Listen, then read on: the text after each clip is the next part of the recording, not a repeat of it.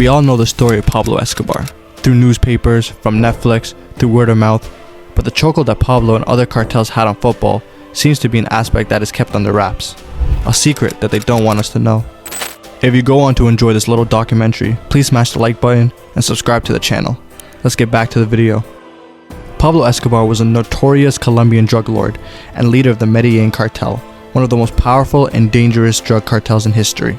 Pablo Escobar's rise to power in the 1970s and 80s coincidentally with the period of football growth and enthusiasm in Colombia. The country was beginning to emerge as a super force on the national stage. As Colombia's football national team began to gain recognition, so did Pablo's interest in the sport. Pablo Escobar had a complex relationship with football in Colombia, despite his charitable work and investments making a good impact on the sport.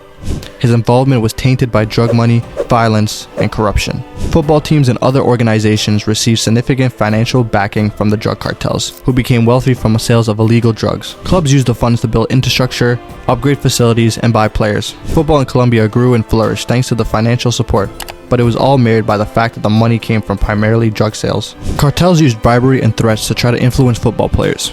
Because of their connection to drug lords, some players were lured into a life of extravagance and luxury, while others felt pressure to perform well or act a certain way in order to save their careers or even their lives. An example of this is Rene Higuita, the famous goalkeeper who created the scorpion kick. He was known for his dramatic flair, composure under pressure, and often taking unnecessary risks, playing the ball to defenders, undertaking individual dribbling runs. He was a ball-playing keeper before a ball-playing keeper was cool. He was also known for scoring directly from free kicks as well as penalties, scoring a whopping 41 goals in his professional career. Higuita was a close friend of Pablo, even visiting him in jail. In 1993, Higuita was briefly in prison after agreeing to hold a kidnapped girl on Pablo's behalf to secure release of his own kidnapped family member. This story demonstrates the influence of the drug cartel on Colombia's society during that turbulent time. When drug cartels get involved in football, there is also violence and corruption as well. They try to gain control over the sport by intimidating officials, players, and referees, possibly affecting the result of games. During this time, there was many violent crimes committed in the football community, including threats and assassinations. Álvaro Ortega, a referee who was shot and killed in 1989 outside of his Medellín hotel in a match prior with Deportivo Independiente and América de Cali, which ended up in a draw. Ortega was the referee, and it was said because of several of his calls, the cartel lost a lot of money placed on bets they had for the outcome of the match.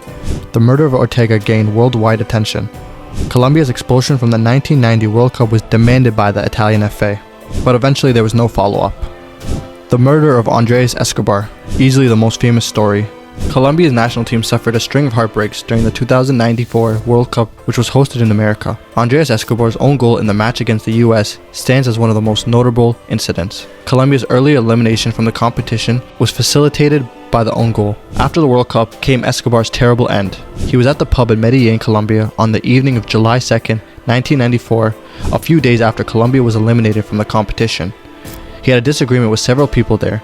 Some of them people reportedly blamed him for Colombia's subpar World Cup performance, especially the own goal against the United States. He was shot 6 times, with it reported that the killer shot a goal after every shot. A man named Castro was convicted of Escobar's murder and sentenced to 43 years in prison. He only served around 11 years of the sentence before being released on the grounds of good behavior. Castro stated he was acting on the behalf of his boss, the Gallon brothers, known leaders of the country's biggest cartel. It was reported that the Gallon brothers had lost a lot of money on the outcome of the match against America. After the killing, this was a huge stain on Colombian football, and almost 3 years later, the same situation almost happened.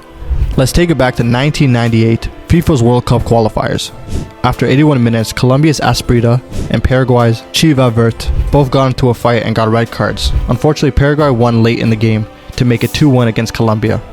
Almost 10 years later after that controversial match, Asprita mentions a concerning phone call in a documentary.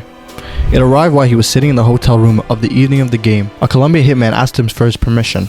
The assassins tried to ask permission from the Newcastle's markman to kill the goalkeeper.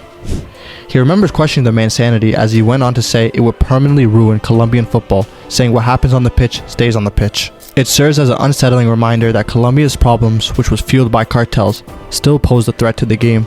Known as the beautiful game, football is a worldwide phenomenon that brings people from all walks of life together. It embodies passion, teamwork, and competitiveness. But football, like many other aspects of life, has a dark side to it. A darker picture of football painted by the rare crossover between organized crime and cartel. If you enjoyed the video, please give it a like and subscribe, and I'll see you in the next one.